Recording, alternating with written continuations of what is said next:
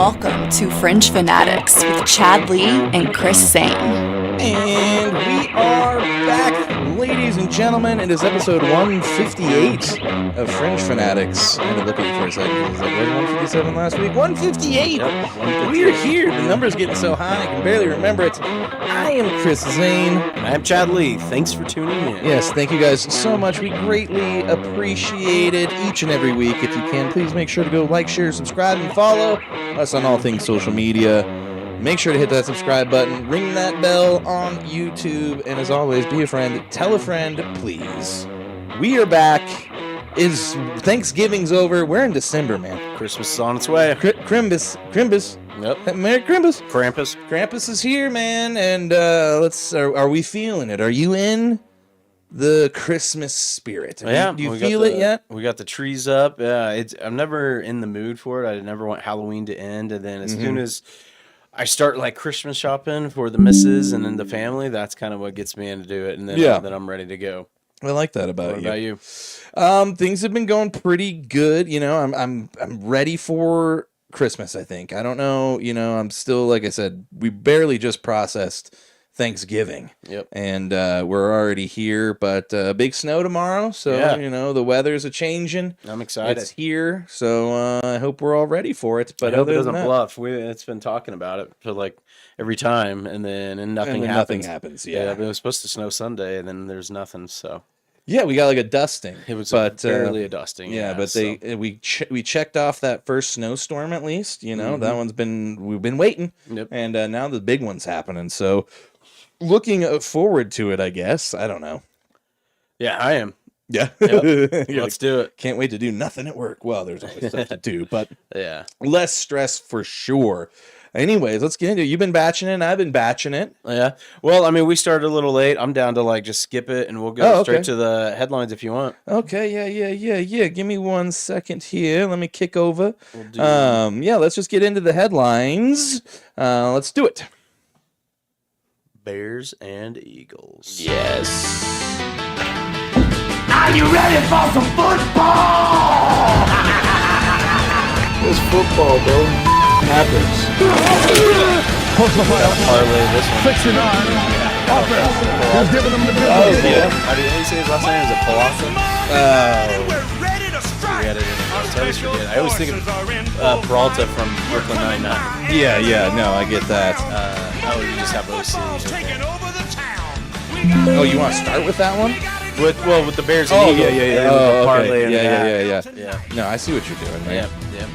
I like it. So Black Friday, we had a game on Prime, and Al Michaels, after not eating any vegetables on Thanksgiving, He never does. Nope. Famous for that. Doesn't believe in him. Called the Bears and Eagles game in Philadelphia, and the Bears came to play. They definitely did. I'm blown away, honestly. This is one that threw me for a little bit of a loop. I think it probably threw the majority of us all for a little bit of a loop here, as apparently the Bears are for real. And not only that, man, they can run the ball. Yes, I think they ran the ball for a total of, I don't have to go to the team stats, but I know that Monangai and Swift both had over 100 yards in the game. Yeah, I think they both ended up with 125 and a touchdown, if I'm not mistaken. Let's see. Oh, I'm sorry. And that was also the first time I've heard his name said. Monangai? Yeah. Oh, yeah. I thought it was like Monanjai. He's a good running back, man. Real good. He is, and it sounds like I'm sorry. Go ahead.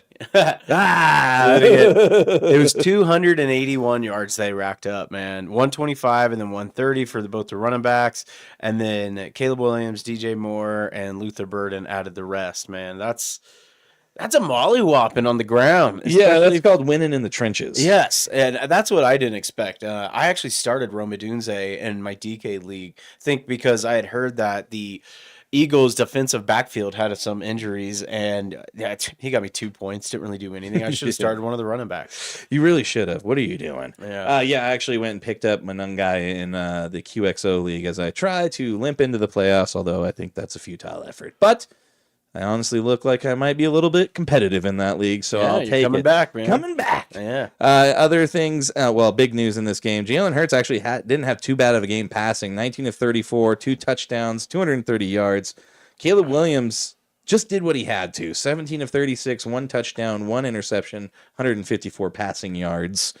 What were you about to say? Oh, I was just about. We kind of have like anytime she takes off on a flight, you never know. She's up in the air. I always got to tell her I love her on her way. Oh, yeah. So- No. Yeah. Yeah, do that. Yep, she is in the air. Nice. But yeah, dude, the Safe story of this travels. game is the tush push was stopped, and that was really the tipping point of the game, honestly, because it was a competitive game, and the Eagles had like a 4th and 1. They go for a tush push, and it was I think like on their 45 or something, and what one of the DDOEs or no, one of my daily dogs, Nashawn Wright, just didn't even try to stop him, just ran around. No, you see him like go around the whole and he's like waiting, looking for the ball, and he's like, yeah. What that looks similar to the Giants game. Yeah, the Giants game where they did do it, but they didn't call a fumble. Exactly, and that's what was the real story of the whole weekend. We won't get into it because we have to kind of rush through this episode, but we could spend a whole episode On how terrible the refereeing is. officiating was the whole weekend. If I was a Colts fan, dude, I would be writing a lot of sternly worded letters. Here's my thing, and we'll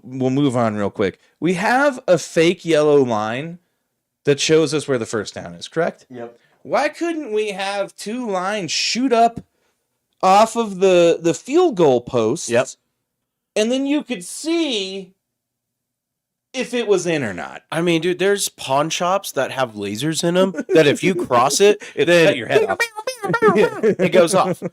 Why can't the NFL, that's like a $9 billion, probably up to $12 billion industry now, get something? 'Cause Yeah. everybody could clearly tell that that wasn't a good extra point. But this is what we were talking about in the Giants game probably like 5 or 6 weeks ago. One of the defensive guys did that. They pulled the ball from Jalen Hurts while he was still moving, and they ruled, bloop, nope, forward progress. In this game, they called it correctly, and Nashawn Wright pulls it out, and it causes the fumble, and the Bears went down there and scored, and that really was the swing point in that game where I think the Eagles really lost a lot of momentum, and we were going to get into it. The offensive coordinator, Chris, can you look it up for me real quick? I can't. It starts with Eagles, a P. OC. Yeah, it's like Parada. You're an Eagles Kevin fan. Patullo. Patullo, Jesus, thank you. sorry.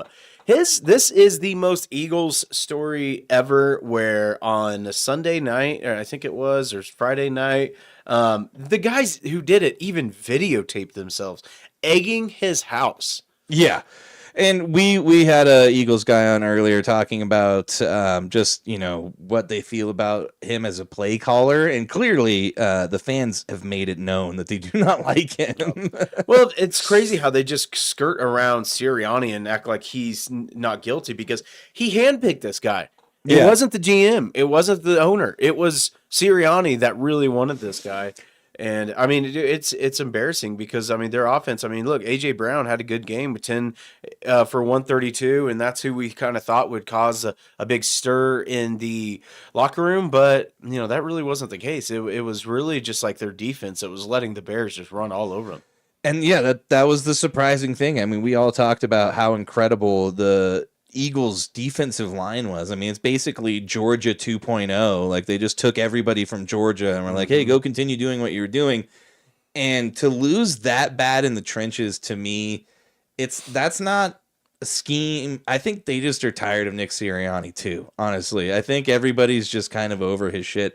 And Eagles fans too, Minkus from the other podcast, he even said, he's like, I'm so tired of Nick Sirianni. He's got to be, man. The decisions they've made sometimes this year. It was in that game against the Lions where he went for it on like a 4th and 8 when you just punt the ball, and then the Lions with no timeouts has to go clearly all the way down the field with like a minute and 20 left. But his ego is just the size of Big Dom. Yeah, wow, I wrote that on the side of my spot. Look at that. Look at you go. Look at you go. But it is, man. And it's because there's a lot of times where he doesn't make sensible decisions where he just is like, I'm like a mob boss. I got my henchmen back here. I'm going to do what I want. And it clearly bites him in the ass. And I wonder how much the hate and the I guess like the crowd affects this team. It was a home game, and Yeah. they're down by 7, and because the offense is so stale, even only down by 7, they were booed so loud that every podcast I listened to after the weekend just said that was one of the loudest booings going into the half that you'd ever heard. Yeah. And you're only down by 7. The Eagles fans, if you drop a pass and you're in the league, you're probably getting booed. I mean, they will turn on players and They don't coaches mess around. Yeah. so fast. We all know they threw, I always love to bring this up, but they threw snowballs at Santa Claus. Yep, that happened. Yep.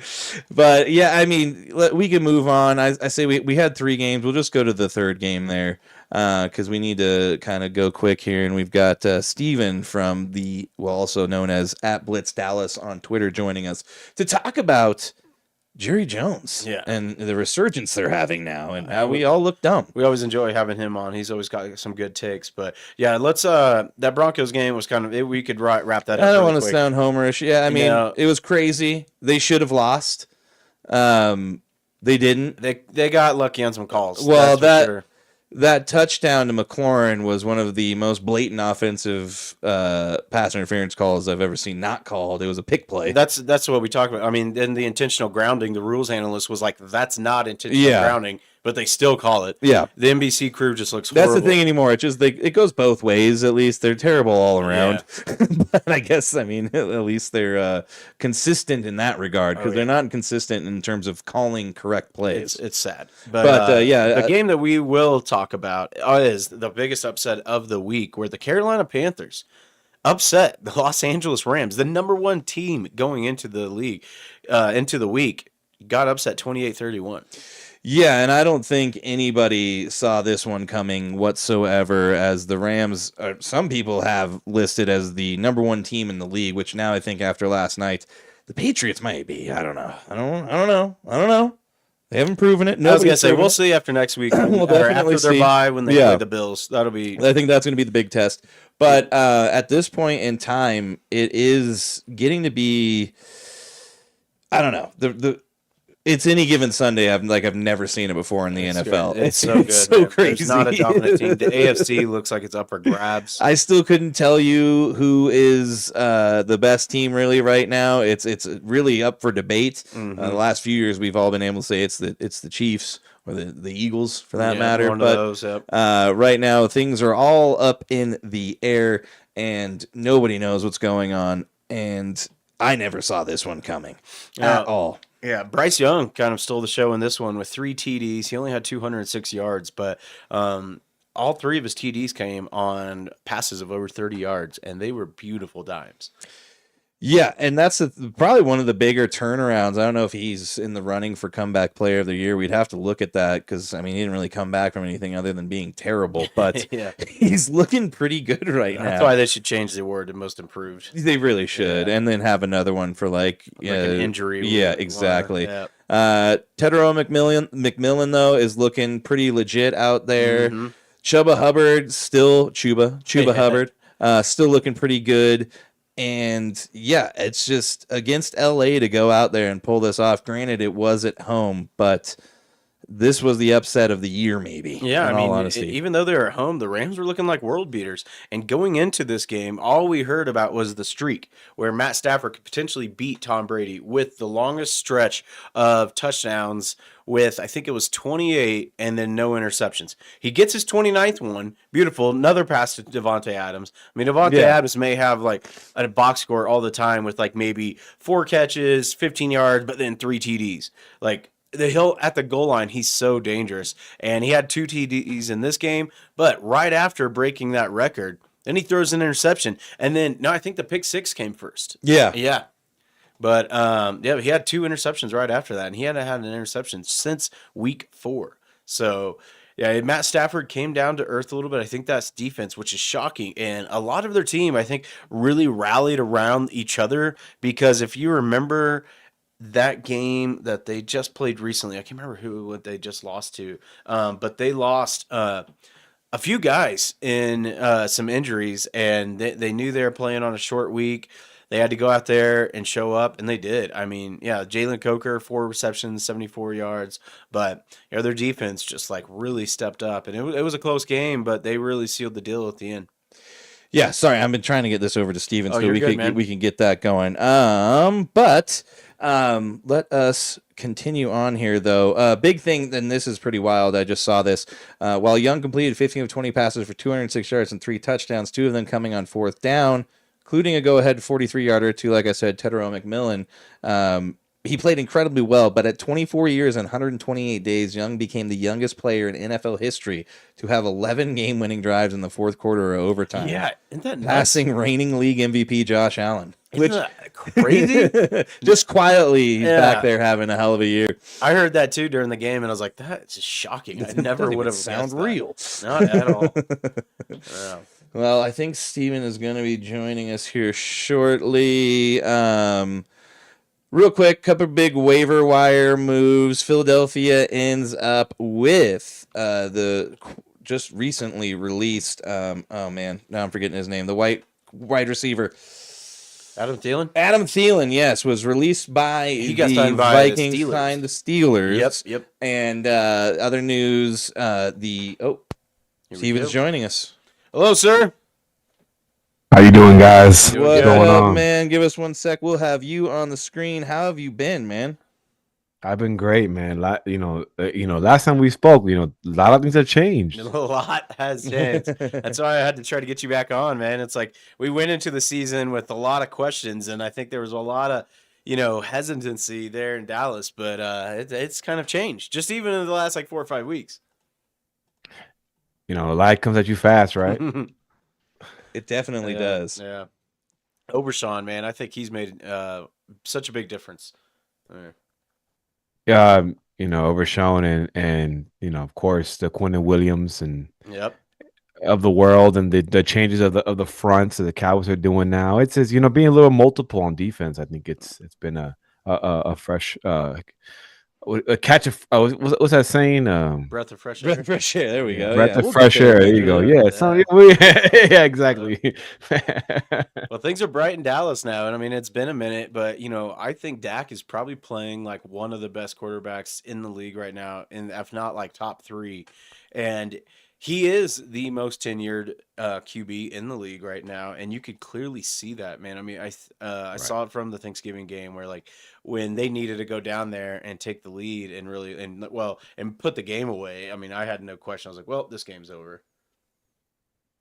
Right. No, Yeah. and Dak Prescott, he's I think he's like you said, tenured, your experience, you've seen all type, the thing about Dak Prescott, I mean, he's excellent against the blitz, and I think that's, you saw that against Spagnuolo, who was Spagnuolo can throw you off because he'll blitz the nickel, he'll blitz the corner, he'll blitz everybody. He'll throw different disguises, and I think Dak is at that point in his career where he understands who's coming and who's open, and I think that's why. Yeah, I think Spags really kind of shot himself in the foot, and it's almost like they bit off more than they could chew right after that first drive where he sends a corner blitz and then they get the interception, and then I think Spags was like, oh, this is going to work all game, and then he just kept blowing up in his face every time because Dak was burning him. It's like, no, you got to play safe a little bit, man. Put those guys in zone. Yeah, it was. Yeah. They were getting burned. He Jalen ran a Watson. lot of man, Yes. and then Watson and McDuffie were in a blender with. I mean, it's not a knock to your corners. It's more of like, man, these receivers they have in Dallas are just really good. I'd say that game really proved that that's probably the best duo in the league. It's tough because Higgins and Chase really haven't been healthy much throughout the year, and they haven't had Burrow on the, field. That nobody's been there at the same time, but that would be the Right. other one. And I mean, Nakua and Adams, I mean, that's really up there too. But what Pickens is doing right now, man, it's so nasty. I was so scared of that because I said at the beginning of the year, that's what gave me the most nervousness about the Chiefs defense was our defensive backfield. Like, we just don't have the personnel.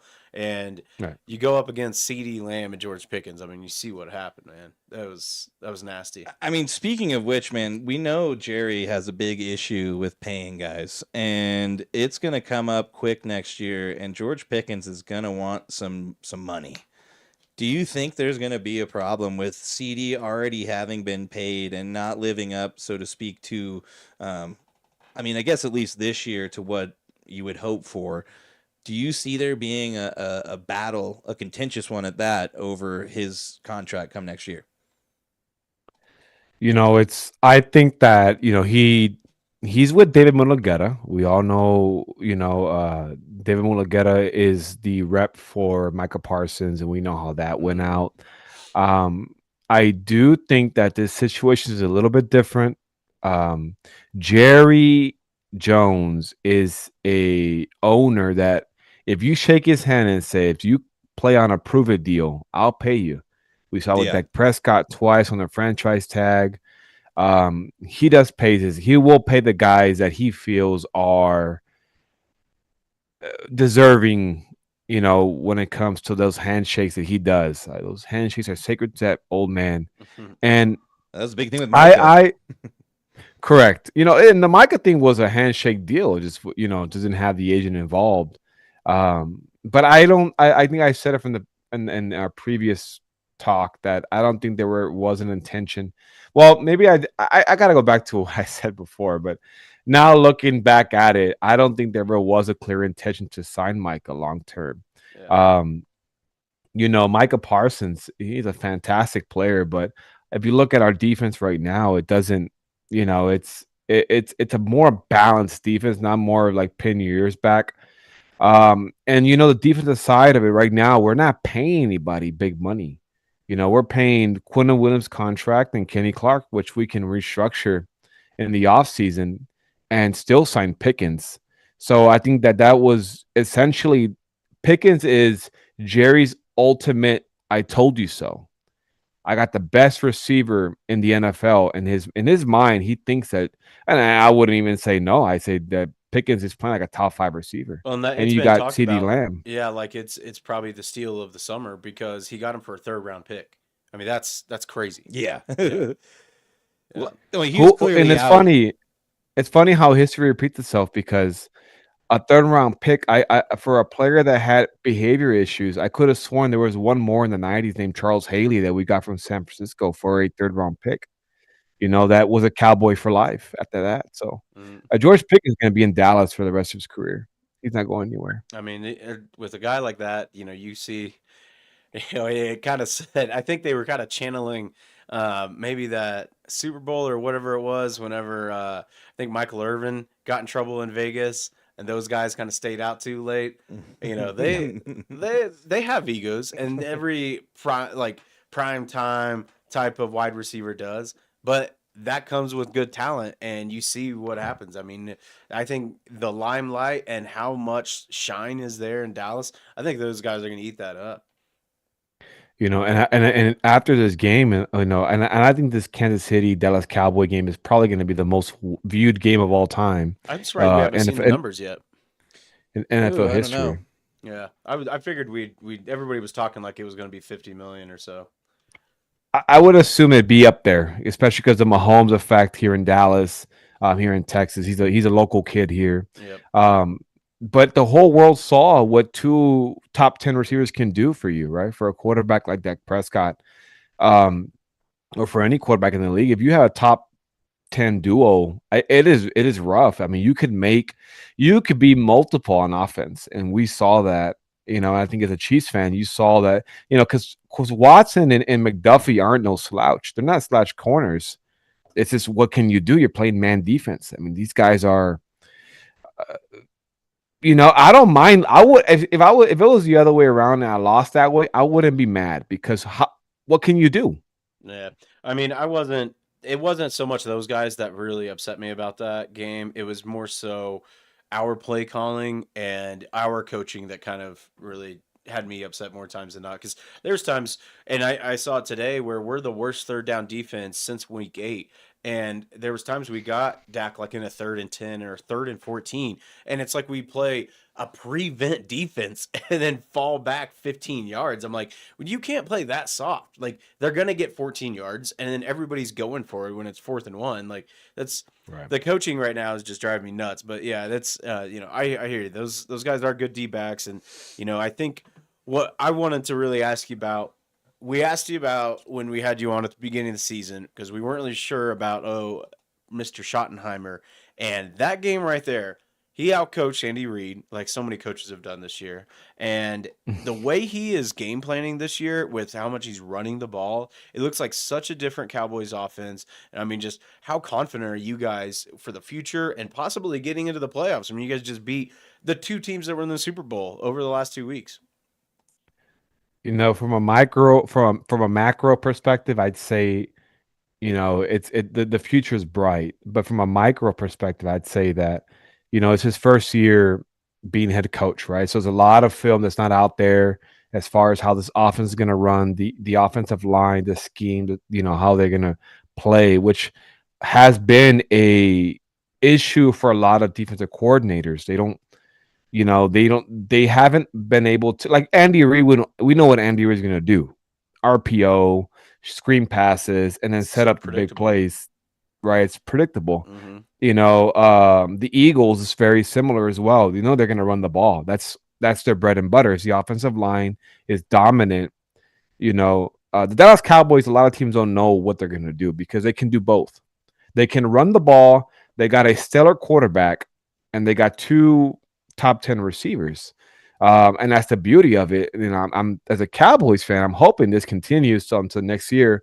And if you're a Cowboys fan and you got Brian Schottenheimer, who has been in the NFL for 30 years plus, I think he was an offensive coordinator as a 30-year-old for the Jets when the Jets were good.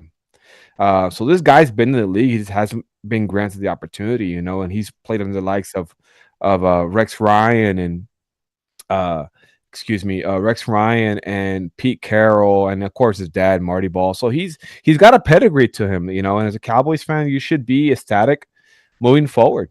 Yep.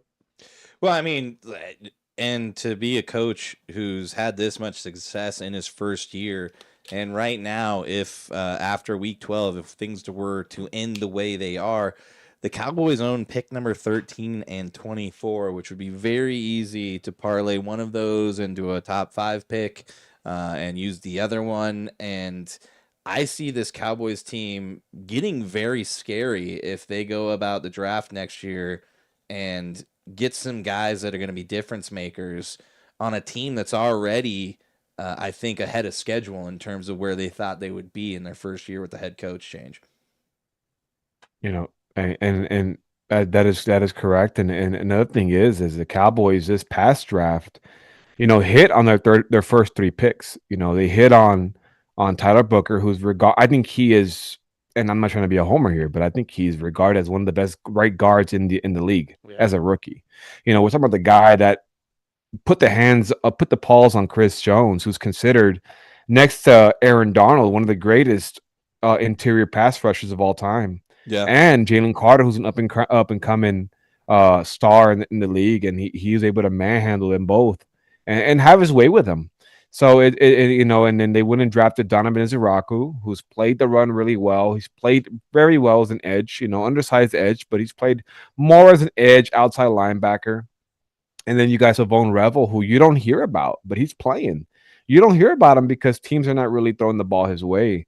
And I think as it continues, I think there's a trend upwards with this coaching staff and how they draft and how they analyze personnel. I believe it. Yeah, it definitely seems this way, especially, we had you on in the beginning of this. All of this was because of how bad Jerry was doing as a GM, and damn it, if he hasn't made us all look like idiots kind of right now. I mean, well, I will say this, the minute I went to the Star in Frisco with that sign, you guys see there, fire the GM Jerry. Yep. He kind of locked in after that. Okay, Maybe so I'm not saying, you, man, it's all you. Really, I'm that's just what I meant to say. I'm just saying he locked in. So I mean, I don't know. I can't talk. I'm very fair. I'll say, I'll call a spade a spade. He's done very well this offseason. The hires he made, I wasn't at the first. Initially, I wasn't ecstatic.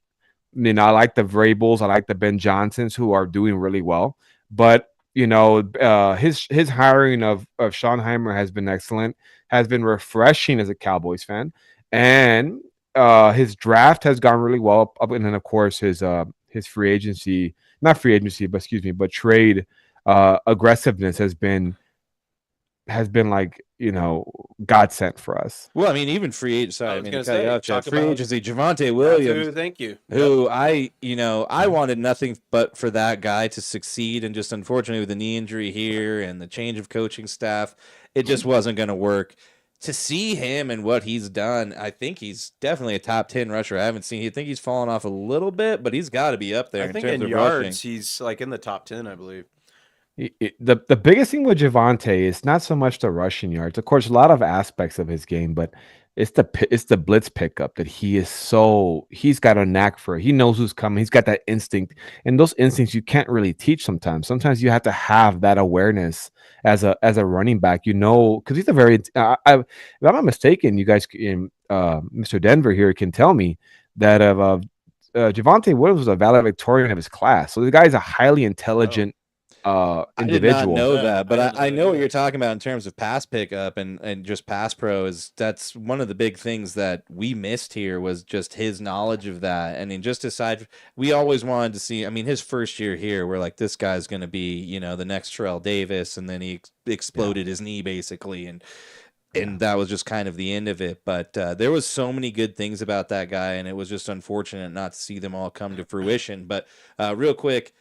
He's tied for 4th in carries, 6th in yards at 955, 6th in touchdowns at 8, and 89th, I guess, at 4.8 yards on average for his runs. But still, which is skewed usually. Yeah, it's it kind of skewed is. stat. But still, to have the turnaround he's having, and that was a guy that a lot of people were just like, oh, they just picked a guy up off the trash pile. Right. You know what I mean? And No, exactly, and that's really what we thought, because Yeah. it's this, a pattern that the Stephen Joneses of the world that are very cheap. That we're like, oh, I just picked up the cheap guy, But schematic matters as well. I think schematics matter and schemes matter for running backs. If you don't have a good scheme, usually you don't bring out the best in your running backs, and that's just for any running back in the league. So, for I'm very happy and very fortunate that he's with us. We love him, and we would love to have him continue, for the remaining years of his career.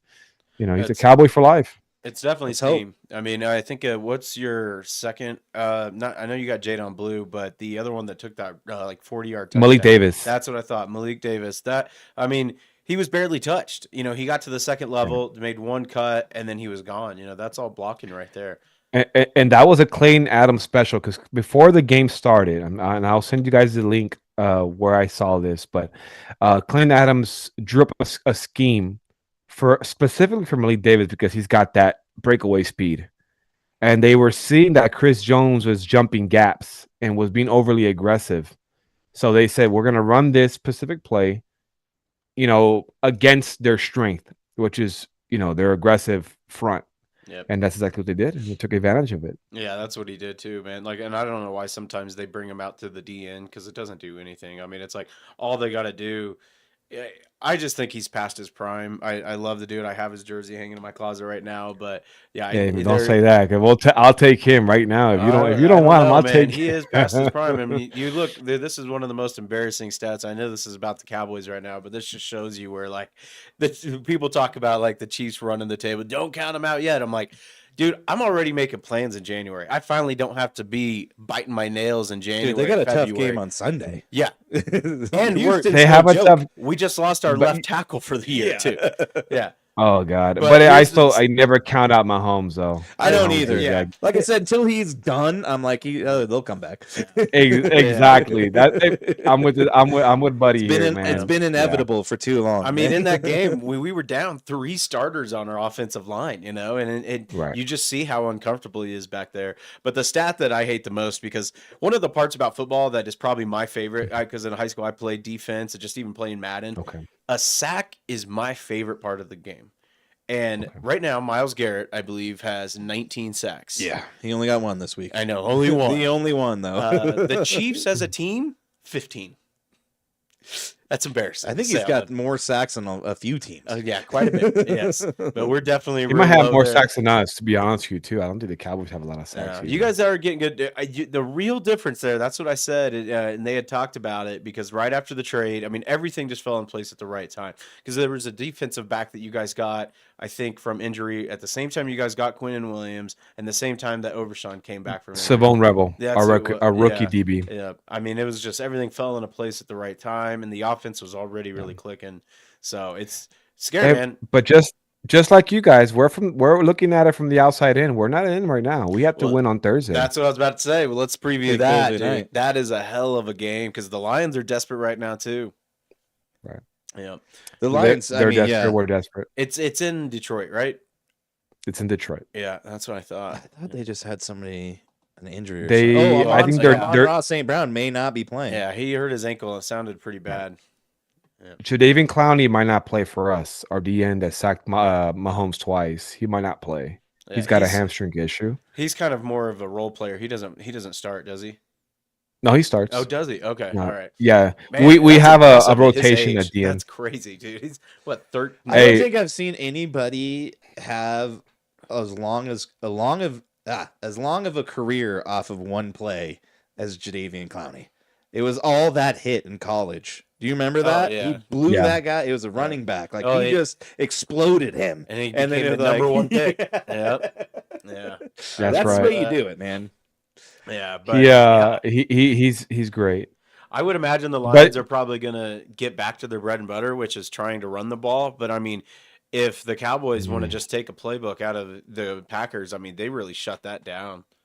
And you know the Cowboys, that's the thing. That's been our weakness for many years. I mean, since Monte Kiffin came in and took over with Rod Marinelli, and they wanted more of a 4-man down front. They want a smaller, slimmer D tackle that can win quick. You know, and that's why I always wear here 3-4 wins championships because I'm a big believer that 5-man down fronts are the bread and butter of winning meaningful games, like stopping the run. Yeah. Right. And that's what we've been seeing a lot with the Cowboys running those 5-man fronts. And a lot of teams are not prepared for that because it's not what the Cowboys do. I mean, you know, you guys even got going back some- to the Landry days. Yeah. You guys have big boys there now, man. I mean, Kenny We got- Clark, you got Quinnen Williams, and then like that other dude I can't pronounce his Osa. last name. Also, Digizilla. Yeah, they very well done. Yeah. I didn't even Yeah, know also, that. I practice. If I was like, I would be in your position too. I Yeah. wouldn't have to pronounce If it, he but was I on hear my it all the team, time. Yeah, I'd be practicing too. But that's what I'm saying. You guys got some big boys there.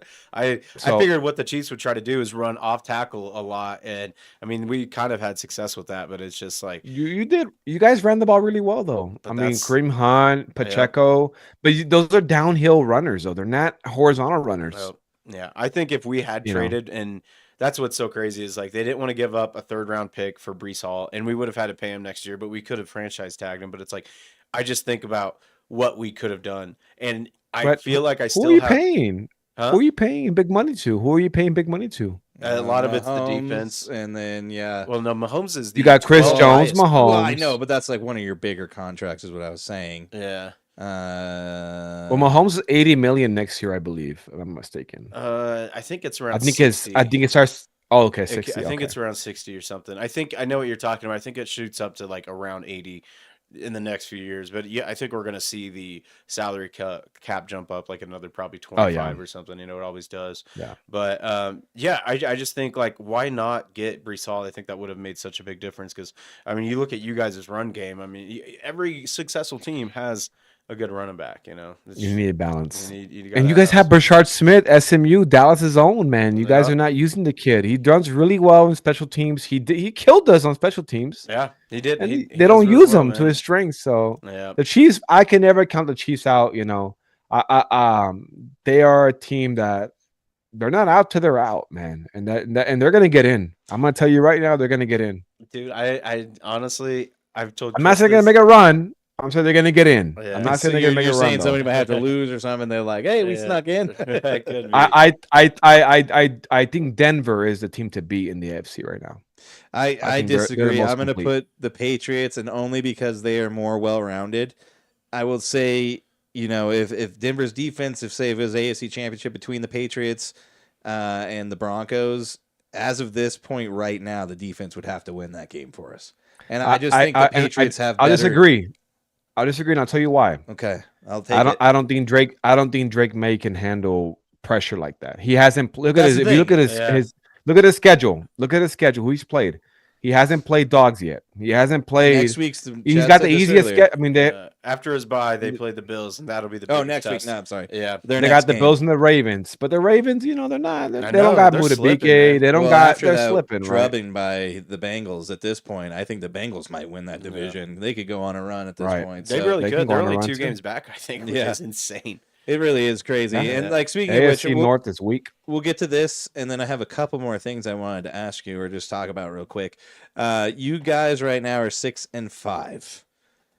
And 1, right? I think. And 1. Yeah, the damn ties. I thought I was gonna have to deal with a tie here. So you're 6-5 and 1. 1 second. Yes. You're 2 games back from the Eagles right now, unless you look at that tie. That throws so many weird wrenches into things.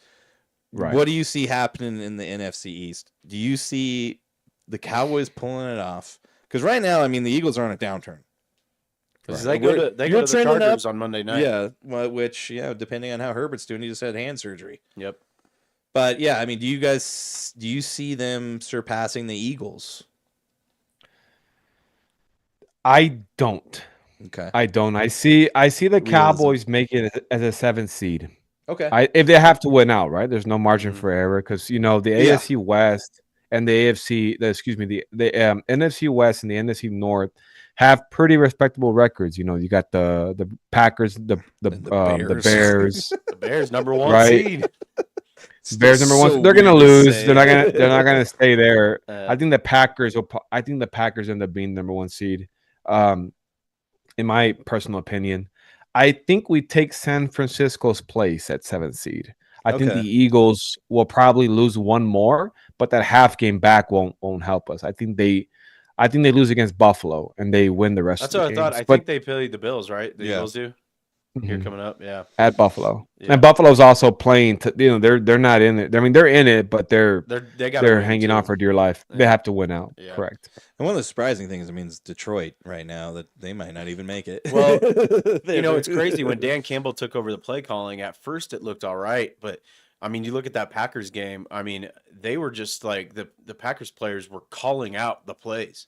He's just so predictable. I mean, it reminds me of Andy Reid and everything like that. It's like you can't get into these patterns, I mean, Ben Johnson.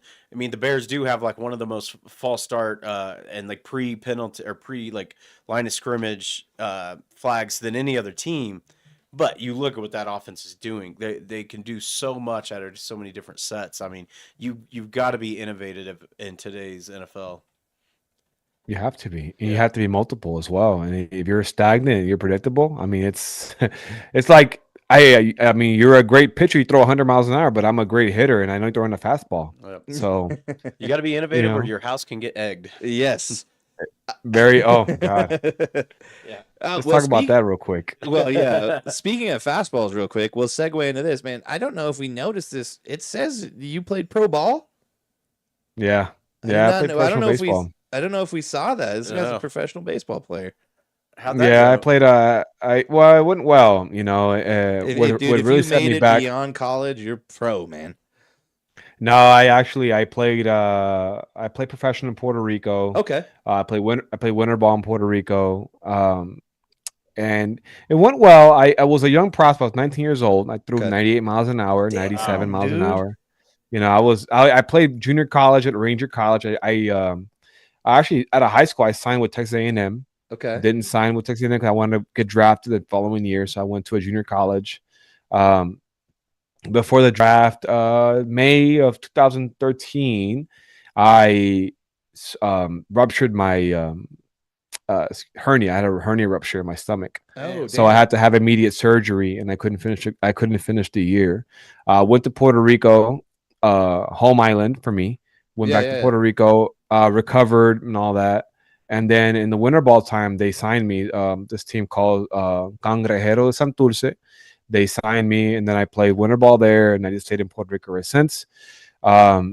never had the aspirations to continue playing baseball. I was very young and very Yeah, yeah, yeah. naive, and I just wanted to go out and be with girls and all that. I didn't have the Live discipline. life, yeah. But yeah, I played pro ball. But I mean, I had opportunities. I mean, I had opportunities to go play for the Mets, Damn, for a little bit of money. But I had opportunities. I just dude, that's didn't want to crazy. go. That's cool, I mean, man. you were throwing 98, man. That's No, that's man.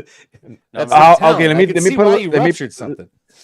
let me put a little asterisk at 98. But I was like the wild thing. Yeah. You make You were my throwing heart 98, sing. you just didn't know exactly where it was gonna end up. Just a Hey, bit I on like, the hey, dude, outside. it's Yeah, coming. it's a bit outside. That's Yeah, cool just a bit though, outside. man. That's awesome, That's really cool. I did not know that. Well, I mean, You know, congrats on that. thanks, man. And and I'll tell you this, God makes no mistakes. I met my wife in Puerto Rico, and we have a beautiful family of two. And would I change anything? No, I wouldn't change anything. I'm very happy with my Nice. life, and that's just how it is sometimes, right? Yeah, Yeah. no, I mean, hey, you tasted it, and you didn't want to. Well, I Yeah. mean, you had the opportunity, but things happen. And there's Yeah. speaking of which, there's a really good Garth Brooks song. Some of God's greatest gifts are unanswered prayers. It's a damn good Oh, song. that's a damn man. Kind You of know that what? same That's a thing. damn good song, brother. It is. Yeah, That's yeah, a damn good song. Other than that, though, man, I did see your post about mental health. I just want to commend you on putting that out there. It's a hard thing to talk about. So I appreciate you getting out there and talking about it. I will say, so the player that that took his life Yeah. for the Cowboys, I got to meet him his rookie season Oh, wow. at the Star in Frisco, and I have pictures with him, and he met my kids and all that, and I just want to say that individual that I met was we don't mental health, like I tell everybody, we don't know what people are going through, because mental health is not like when your liver's sick, right? It's Yeah, your yeah, brain yeah. that's sick. But when your liver's sick, you can develop jaundice. You can just tell when somebody's not There's doing well. signs.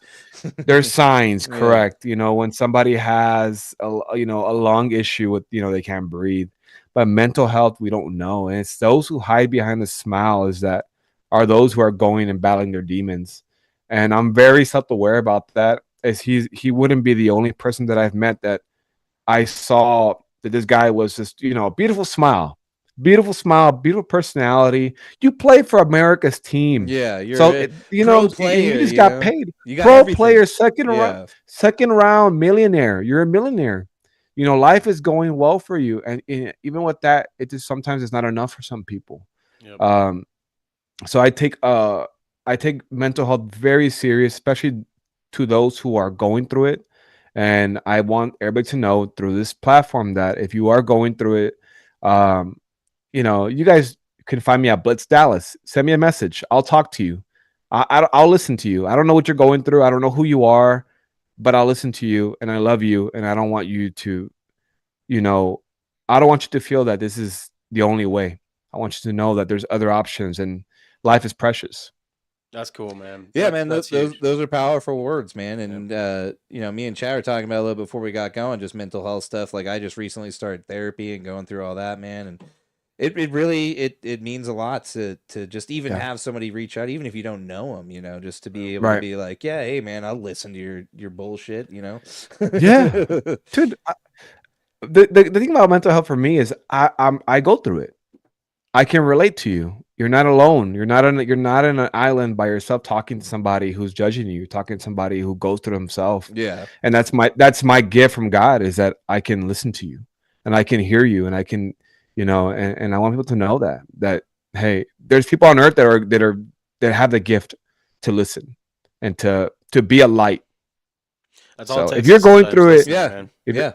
brother, if you're going through it, man, and we all go through it, brother. You're not alone. We all go through it. You give me a call there's just anytime so you much want. stigma around going out and getting help, like that. It's There is. yeah, everybody's just like, nah, I got it. But we're human. Yeah, We're human. And Yeah, we're all human. fucked up. And our generation, we're going through the roughest times of life. Yeah. We Yeah, are. that's for sure, It's man. a crazy world right now. Well, like I said, I read that and watched your video, and I really appreciated those words. So I wanted to let you know, man, that it resonated with me. So Well, I mean it from the bottom of my heart. I love you guys, man. You guys are great. Yeah, I'm glad we had you back on, man. It's always a good interview. Yeah, for sure, man. One of these days we're gonna have to all. I don't know how we'll do it, but maybe you'll come out for a Broncos game. We'll figure Maybe. something out. Hey, man.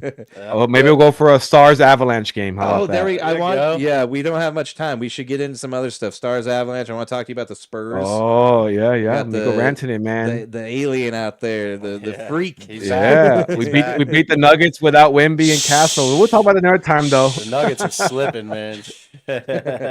Well, man, hey, again, we greatly appreciate you so much. Thank you again for just spending any time with us. It means a lot. I hope all things are going well for you and your family, and I hope you guys have a great holiday. If you guys make it to the playoffs, if the Broncos hang out and make it, the Chiefs sneak in there, we'll talk again, man. All right, brother, man. Y'all have a good one. All right, love you Appreciate too, it. man. Have a good one, man. Yeah, We'll catch you thank soon. you. Later. Oh, that was good. All right. That was good. That was cool. I'm glad you noticed that. I didn't notice that post, man. Oh, I did. It was one of his pinned posts, and I saw it today while I was trying to reach out to him, and I Yeah. was like, "Oh, it's probably something good to talk That's about." a great thing to bring up. There you go. Yeah, we all need a little help in life, but we greatly appreciate Steven hopping on with us. You can find him at @BlitzDallas on the Twitter, the X, whatever you want to call it. But let's continue on, Chad. Where do you want to go now? I think we should hit our daily dog. The Daily Dogs. All right, let's do it. I'll go first. All right. Pull that daily dogs out. Well, we are going to get into it right now with my daily dog, and Chad probably doesn't even know who the hell this is. I was wondering. I thought I'd look it up, but I figured I'd let you educate me. I thought the same thing about yours. I was like, I'm going to wait till he tells me. But right now, I'm going to talk about Tony Jefferson, and a lot of you may not know too much about him as he retired back in 2023 and gave it all up. But then he signed back with the Los Angeles Chargers and is having a resurgent year. He is not only just a role player on that team, he has become kind of that veteran leadership. He's balling out. He's got 3 interceptions this year, and this was a guy that just hung it up not too long ago and decided that he wasn't done. He's 33 years old, and it's kind of a crazy story. You don't see too many guys who leave the NFL for any amount of time and come back and do anything good. We saw Frank Ragnow, right? Yeah, he's coming back. No, He walked it back. he came back, and you know what? He failed his physical. He had a grade 3 hamstring tear, which means it's completely torn. Oh my! Why would he try coming back? I don't know. I read that, and I was like, oh, man, that's a cool story. And then I read into it, and I was like, oh, never mind. That's so crazy. He tore it completely. But yeah, so Jefferson announced his retirement from after rejoining the Baltimore Ravens organization, and then in this was in May 25th, 2023. On May 28th, 2024, he announced that he was going to come out of retirement. He signs with the Los Angeles Chargers, and he's been doing pretty damn well. I mean, like I said, 3 interceptions. That's nothing to turn your nose up to. that's So he is my daily dog. We'll see how it goes the rest of the year. Nice pick. Daily dogs out. All right.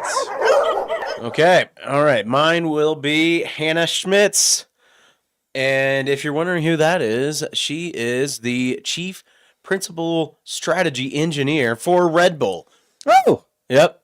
Red And Bull. when they were celebrating Max Verstappen's win, she was right there on the podium, and she deserved it because, as we'll get into it with F1 here in a little bit, that was one of the big reasons why they were up on the podium, was because she, along with other teams, decided to pit after the safety car, and that was the right move. And I think this is a really cool story because the movie F1, have you watched it yet? Yeah. Yeah, they have a female strategy engineer, and this is kind of like a real life version of that, and she kills it out there. Here's kind of some quotes from her. Let's hear it. Yeah. Pre-race, that was exactly when our safety car and virtual safety car windows open, and that was the plan. So pit both cars if the safety car came out on lap 7. There's such an advantage to pitting under a safety car when you've got to do the 2 stops that to us, that was a clear thing we should do. And I guess a lot of the pit lane felt the same. Schmitz faced skepticism when McLaren chose not to pit, but she remained confident in her strategy and she recounted. But obviously, on that in lap, we're hearing, oh, McLaren are staying out. Everyone's like, are you sure? Are you sure you want to pit? And I was like, yeah, I really think so. Well, and that was a big thing too, is the not pitting for the McLarens. Huge. It kind of screwed them. Because in that Qatar race, you have to pit after 25 laps. Yeah. Yep. Well, yeah, it's. I think they did that in Monaco too. There's another Like, race where it's mandatory. Yeah, it's like mandatory 2 stops. But yeah, it's. I mean, there's a lot of room for women to make a step up in F1, and think this is kind of like one of the big, kind of precipices to that, if you will. Yeah, it was so cool to see her shooting the champagne and celebrating on the podium, because it's not just the drivers that's out there doing it. I mean, an F1 team, if you see from like the people in the building, the engineers and the pit crew, it's like over 300 people. Oh, there's so many people. There's I think sometimes thousands of people when it gets into advertising, marketing, corporate. Like, it's a huge operation. And I mean, just the team, I think this is a really cool story, and I thought she deserved some shine. That's why she is my daily dog. Who let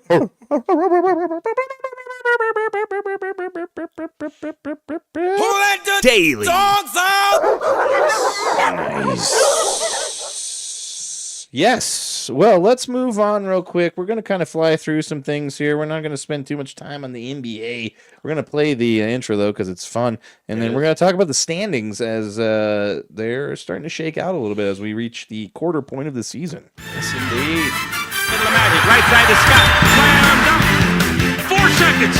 3 seconds left. Why they not rally? Jumper Murray. Got it. He's on fire. Denver bounce. Pump fake for 2. Kobe from the Laker record. 81-point game. Ladies and gentlemen, you have witnessed the second greatest scoring performance in NBA history. Come on. I'm burning. Before we get into the standings, I do just want to give a shout out to NBA veteran Danilo Gallinari. Yeah, long-time Nugget. Long-time Nugget came to us from the trade for Carmelo going to the New York Knickerbockers. And he was kind of the resurgence for the Nuggets. I mean, that team, everybody was like, oh, great, we just got a bunch of dudes for Carmelo and Chauncey Billups, who we'll see how that all shakes out.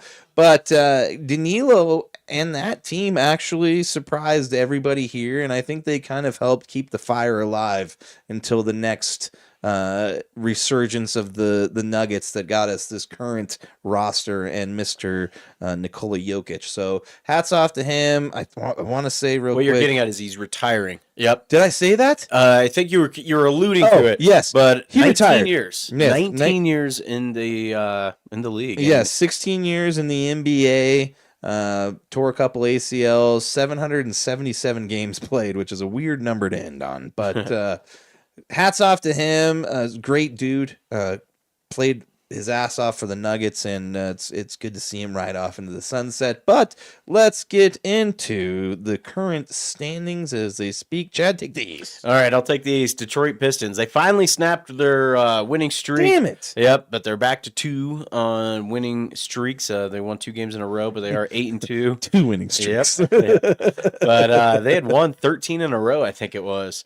Yeah, we posted that. They're on one hell of a turnaround right now. Oh, yeah, they're playing really good. And Cade Cunningham, did you see his game winner last night? I did not. Oh my God, man! It was like with 2 seconds filthy? left, dude. It wasn't even just like a jump shot. He just carved through and did this really sick like reverse layup. The old reverse. Oh man, it was really cool. He's got that. He's leading that team, and they are the number 1 seed at 17-4. Then you got the New York Knicks at 13-6, and then the Miami Heat at the 3rd seed at 14-7.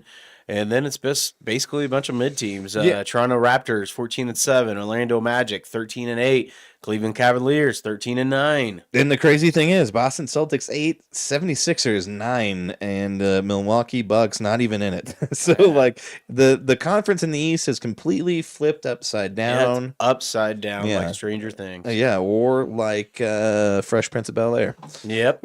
Let's move it over to the West, where the Oklahoma City Thunder, I don't know if they're going to lose more than 5 games this year, sitting at 20-1. They're on a 12-game win win streak, which is disgusting and upsetting. Yep. The other upsetting thing, the Los Angeles Lakers, 15-5. They were 8-2 in their last 10. The Houston Rockets directly behind them, 13-5. Our Denver Nuggets, 14-6. The San Antonio Spurs, who they just lost to the other night, 13-6, and the Minnesota Timberwolves at 12-8. Yeah. So that shakes out the West. Unfortunately, not the way we would like it, but they keep facing some injuries. Murray just sprained his ankle last night. they're not sure how long he's going to be out for. Nobody Could can be stay healthy. A couple games, but we are supposed to be getting back Christian Brown, who I heard was out of his boots yesterday. That's good. So he should be practicing soon, and Aaron Gordon should be back. They're severely lacking on the defensive side of the ball, but that's enough homerism for tonight. Let's move into F1. Let's hit it.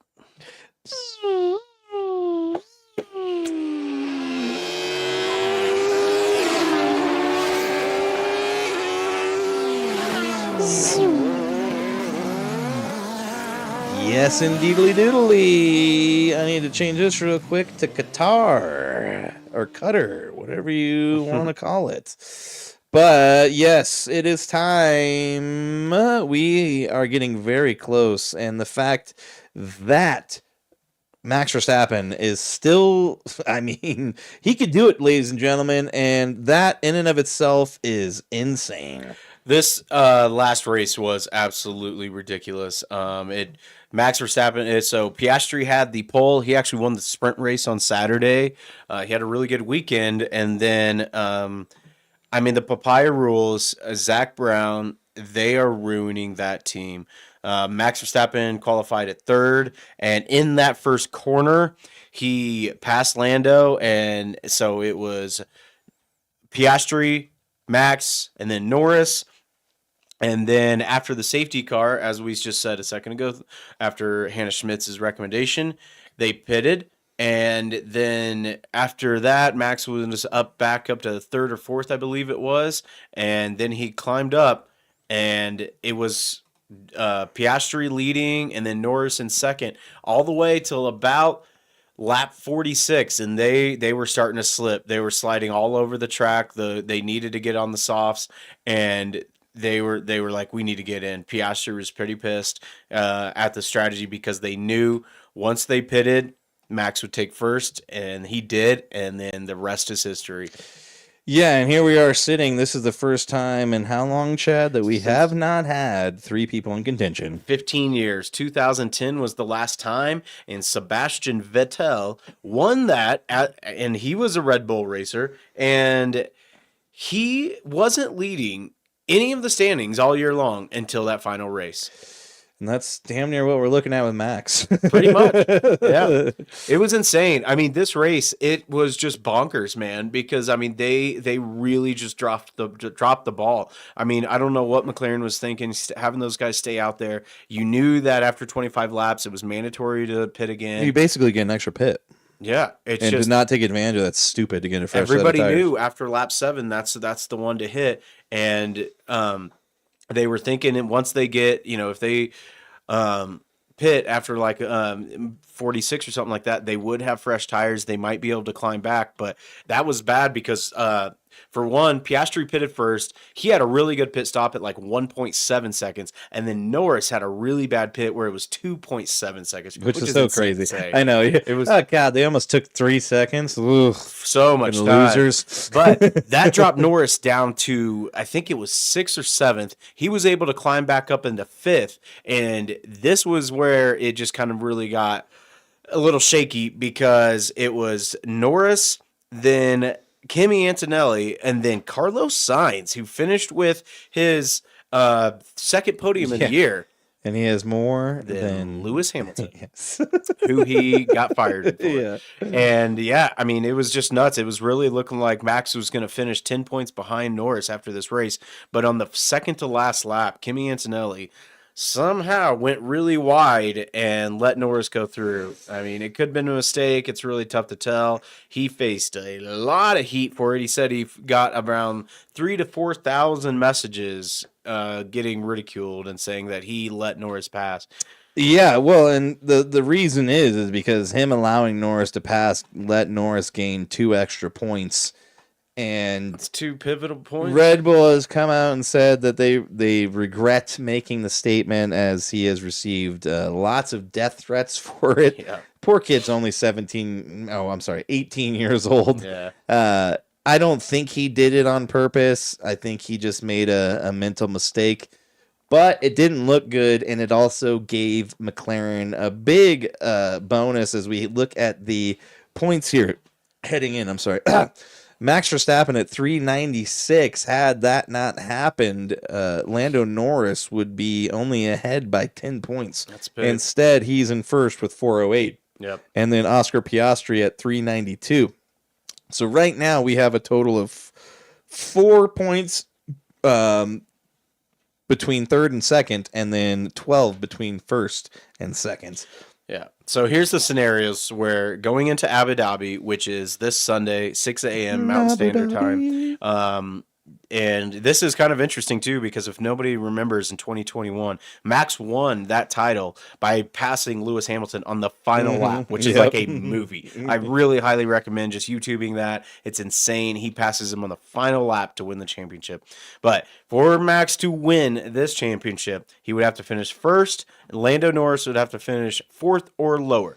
And then if he finished second, Lando Norris would have to finish 8th or lower, which is highly unlikely, and Piastri would have to finish 3rd or lower. But then how Piastri would have to win, this is because now he's 3rd in the standings. Max surpassed him with this. So now for Piastri to win, he needs to finish 1st and Norris to finish 6th or lower. And then Max a DNF. And then if he finishes 2nd, Lando would have to finish 10th or lower, which... I mean, if you follow F1 at all, these guys never really fall out of the top 5. Yeah. Unless they like a DNF. Something happens. Yeah. But so even for Lando to finish 10th or lower, something terrible was going to have to happen. So yeah. It'll be interesting, and this is what we wanted. I mean, to come down to the wire for a while. We're just like, I guess it's just which McLaren is it going to be? Is it Piastri or Norris? Now Max Verstappen, Mad Max, if you will, is on just on the loose right now, and he's showing why he's one of the best drivers, if not of all time. He had always kind of been talked about like he could be put in the GOAT. He has 4 championships. Lewis has 7. I think Michael Schumacher has like 5. And then Senna, I think, only had like 2 or 3. But I mean, his just personality and persona really made him such a GOAT. Yeah, I mean, I would kind of put it like. It's kind of going to be, I feel like Max and Hamilton are going to come down to like Brady and Mahomes. Yeah. I feel like Brady, no matter what, is going to have the rings. But Mahomes, I feel like if you look at how he did it, way harder, way crazier. Yeah. Because, I mean, Brady had the AFC East, which was a joke for almost the entire time. That, and you look at like who Brady had on his team with like the defenses that he's had. Like Mahomes has never had a top 5 defense. Yeah. So, but I mean, obviously, totally different things, but kind of similar. I just kind of see like, you're going to look at the total number of wins, or are you going to look at how they did it? But that's what I was getting at, is some people believe that with the comeback that he's performed this year, if he ends up pulling this off on Sunday, it does put him in the conversation as GOAT. There were some amazing sound bites from this weekend. George Russell was kind of getting into it with the McLarens. But then on the radio, this was amazing. I don't know if you heard this, but I've never heard such a pathetic radio call in my life, where Zach Brown said on the radio to Norris, watch it like turn 7. You need to do this. I can't remember exactly what he said, but he's like, you need to do this at turn 7. And Lando says, I can't do it. I just need help. And who else is going to help you? The commentators, I wish there was a video I missed of that them. part. I was on the road. You would just be able to see them just turn to each other, Be and like, they were Did just he like, really just say he needs help by himself? oh my God, man. And their Who's gonna English help accents you? made it even better. They were just like, oh my God. Like that was like Southern, but like, Yeah, it was very like, I'm wilting like a flower. oh my, man. It was just like, they just felt how pathetic it was that Lando was just like, I can't do it. I need help. That's the only thing that sucks is like, I feel like, and this is why I think the McLarens are going to part ways. Not at the 26th season. It'll probably be like the 27th season where we'll have Piastri saying he's leaving in the beginning of the 26th season. But there's Lando here who's like, please just help me. And then you have Piastri like, what the fuck are we doing? Yeah. Like, let's win the race. And he was open about that after the race too, because with the podium they interviewed Sainz, Piastri, and Max. Yeah. And I'll give you Max's quote after a minute because this was really cool. But they asked asked Piastri about it, and I mean it was right there in his face. Like they asked him, like, do you think like that was the wrong move to not pit after the safety car? And he was like, yeah, obviously looking back at it now, that was the mistake. Hindsight's 2020. Yeah, just like for him just to call out Zach Brown like that and just like no, like you could just see the disappointment in your face. And I just feel so bad for these guys because I mean their whole papaya rules is we don't favor a driver. Every other team does. Red Bull, there's Max, and then there's little Yuki Tsunoda, who got replaced today. Yeah, speaking of which, Isaac Hadjar got promoted. So next year, Yuki's gone. And Yeah. he's a great guy. He's just not good in an F1 car, unfortunately. Yeah. But the other really good soundbite is Zach Brown, I think on Friday or Saturday, said that Max is like a guy from a horror movie where he just keeps coming back. He's walking the whole time. Yeah. And Max had a good quote where he was like, after the race, he goes, oh, he said that? Well, he can call me Chucky. Which is kind of, he should have said Jason. I was that's like nobody he's thinks Dutch. it's Chucky.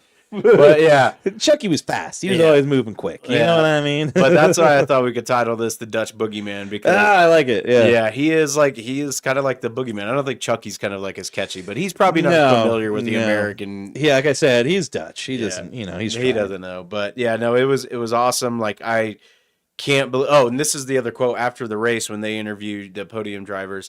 They were like, Max, you're going into next race. You're 12 points behind. How do you feel like you'll be able to do this? I'll be right back. Hit it. And he just so confidently says, he was like, I just go into every race like I think I'm going to win.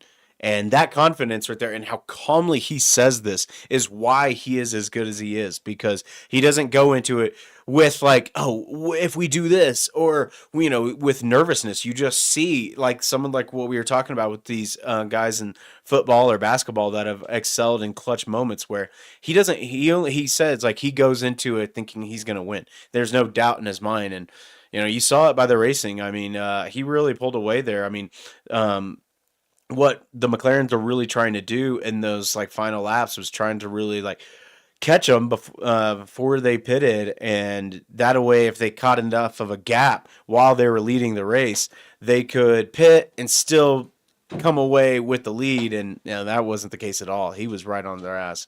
And I cannot tell you how excited I'm going to be waking up at about 5:50 Sunday morning, putting this race on. It's going to be blockbuster. Yeah, I mean, this is basically like the ultimate race because the last year's it's kind of already been decided. Oh, it was decided in Vegas. Yeah, and it's just like, all right, well, now we've got a little bit of drama. Yep. Which is nice. That's great. I'm going to be looking forward to it. I will be tuning in as well. Let's get into the UFC, Chad. Let's hit it. We've got some stuff going on. Yeah, we do. Let's do it. Let's get it on! All right, Saturday night. Yeah, so I'll be up late watching that. And then Sunday morning, wake up for the races. But Saturday night, we have the last pay-per-view of the year with Merab trying to make history and defend his title and win for the fourth time in a calendar year where nobody's done that before.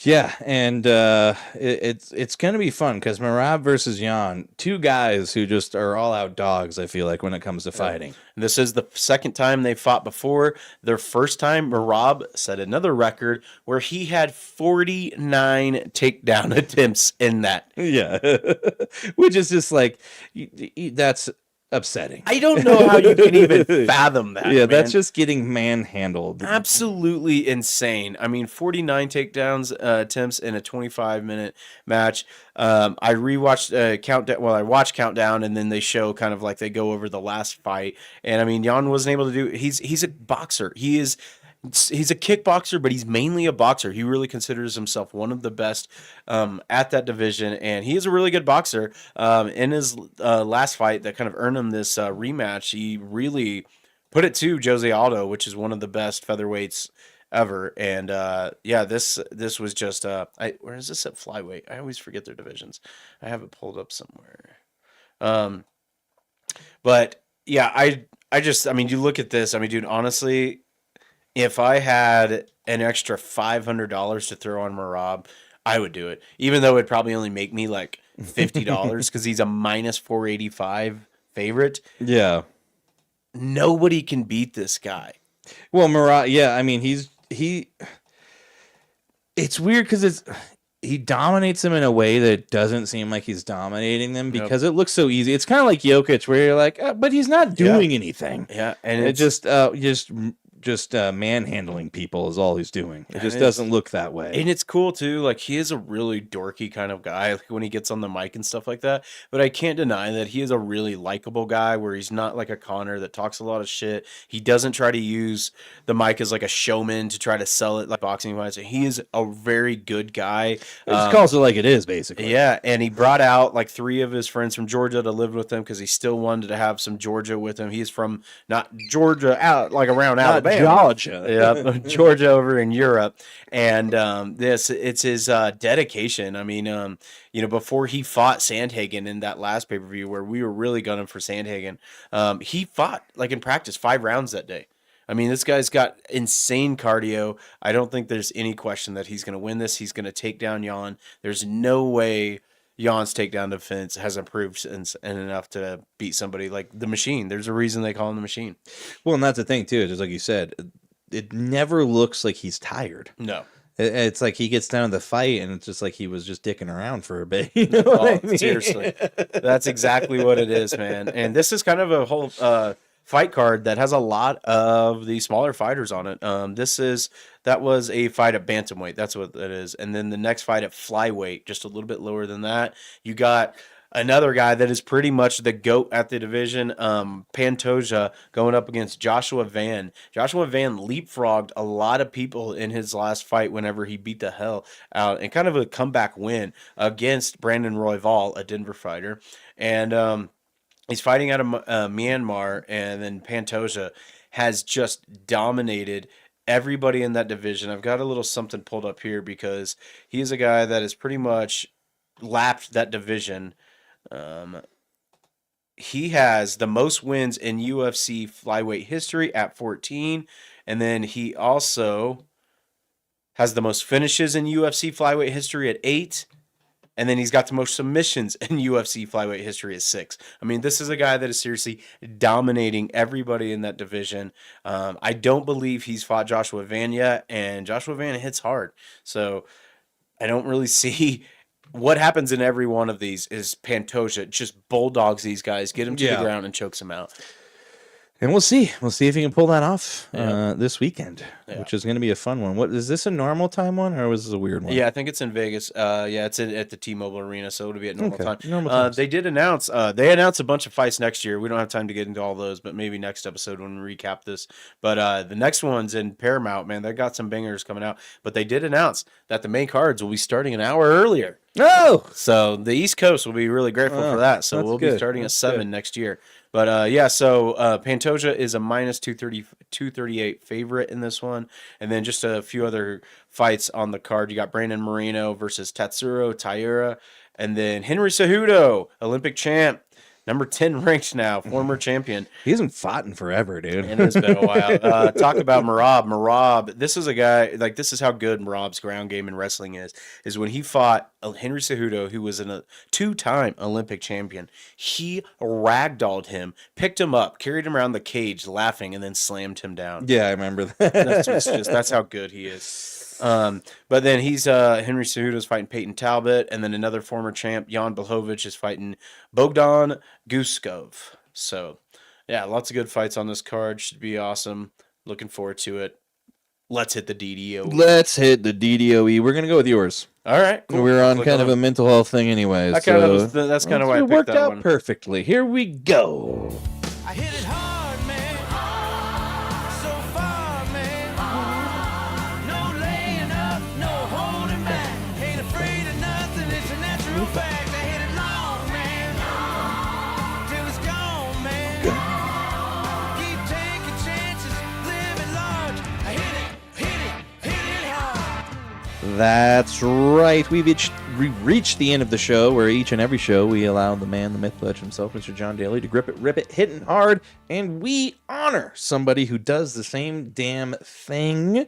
And Chad found one, and after our little mental health rabbit hole we went on with Steven there, we're going to continue on that, and tell us about it, Chad. Yeah, I didn't even know you guys were going to talk about that. Look so at that. Kind of looped in really well. Serendipitous. And I picked this one because I found it, and I saw, like, I grew up fishing, and so I thought it was perfect because, I mean, I can't tell you how many times I went fishing with my dad, and it was just, it is cathartic. Yeah, it's like a reset. You could go out there and the fish could not bite, and it's still a damn good day because you're outside and hanging out with your dad or your buddies, and fishing's just a good time. Enjoying I miss nature. it. But so after fishing turned out to be a saving grace during his recovery from a decade of mental health struggles and alcohol addiction, an Englishman wanted to hook others, look at that pun, onto the soothing sport, and now his program is a medicine being prescribed by doctors. Founded 5 years ago, the service, staffed by fishing volunteers, has partnered with UK's National Health Service to prescribe angling for anxiety and depression. Quote, "If it wasn't for fishing, I don't think I'd be here," he admitted in an interview with SWNS news agency. His program gained national recognition last month when it was honored by King Charles himself, winning the King's Award for Voluntary Service, the business equivalent of an MBE. He says, "I'm just ecstatic," said Dave Lyons, the founder of Tackling Minds. "I feel very, very proud of the group and all of our volunteers." Great name, by the way, Tackling Minds. I thought love so, that. too. That's great, man. So yeah, he initially worked with the Greater Manchester Mental Health Foundation Trust, but in April 2021, he teamed up with NHS so doctors, nurses, and other healthcare professionals could prescribe angling instead of or alongside antidepressants and anxiety medications. 23 people have been prescribed a stint of fishing so far, and all of the equipment and coaching is provided by Tackling Minds, which always releases every fish that has been caught. Look at that, and they're returning the fish back home. But yeah, this is sort of turned into a great thing, and now you're seeing like socials prescribing, also known as community referrals, which includes a range of activities that could help with mental health, such as programs including visits to museums, poetry reading, and excursions into nature, especially the latter because so many studies show that time spent in nature, particularly around tree cover, improves both mental health and physical health and can reduce pain. Get out there in nature, people. That's pretty cool. There's a lot of studies been done. Like if you just even go walking around in nature, like they did some CAT scans on people's brains afterwards, and the effects that it has just like exponential. So just getting outside. No, yeah, I mean, we spent back in the day the majority of our time outside. Yep. I mean, shelter was just that, shelter. It wasn't like where you went all the time. You just went there for cover from the whatever. Yeah. And it is probably true. We probably need to get out there more, exercising more, out in nature, doing things, and just being involved. And it's like Steven said, if you need to talk to somebody, by all means, reach out to anybody. You can reach out to us at our email. You've got our X handles underneath our names here popping up. Reach out to us by all means. We'd love to chat with you and see what's going on. If not, just talk to us about sports. Yep. We always Hit love us that. up. Yeah. Hit us up. Get after it. We greatly appreciate you all tuning in this week. Chad's got to get going. He's got to go pick up Hannah at the airport. Don't want to leave her hanging. 7 minutes. Yep. Thank you all for tuning in. We greatly appreciate it. Make sure to like, share, subscribe, and follow us on all things social media. Make sure to ring that bell on our YouTube channel and tell a friend. Be a friend. We love you all. Chad Lee. Love you, I buddy. Love you, buddy. Go have fun getting Hannah. Enjoy the night together, and we'll see you all next week. Yes, come back next week. Toodles.